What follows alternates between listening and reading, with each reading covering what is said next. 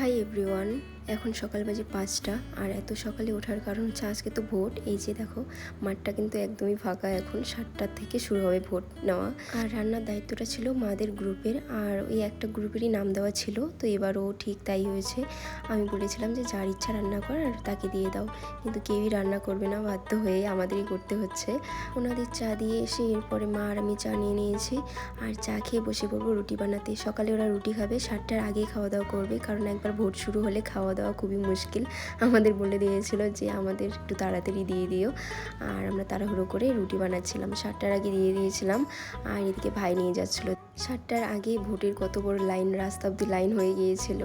এরপর আমি ঘরগুলোকে সব পরিষ্কার করে নিয়েছিলাম, কারণ আজকে তো ভোট দিতে আমাদের আশেপাশে যত আত্মীয় সবাই আসবে, আর এই সময়টা আমাদের বাড়িতে সবাই আসে।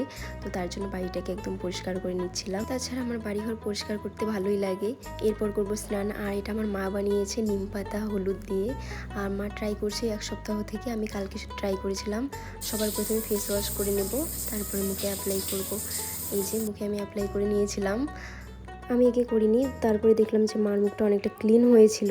দেন আমিও ট্রাই করেছিলাম, মানে একদিনই অনেকটা ভালো রেজাল্ট পেয়েছি। মুখটা অনেকটা ক্লিন হয়েছিল, মানে ট্যানগুলো রিমুভ হয়েছিল আর কি।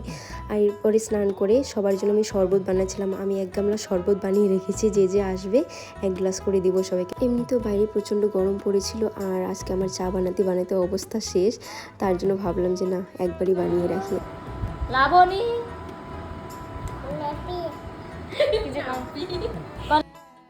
আর আমরা প্রতিবারই দেরি করে ভোট দিই। যারা দূর দূর থেকে আসে আমরা ভাবি যে তারা আগে দিয়ে দেখ, আমরা লাস্টে দিয়ে দেবো, বাড়ির পাশে যেহেতু। আর আমার তো ভোট কমপ্লিট। তোমরা কারা কারা ভোট দিয়েছো? তো চলো আজকের মতো এইটুকুই, টাটা, বাই।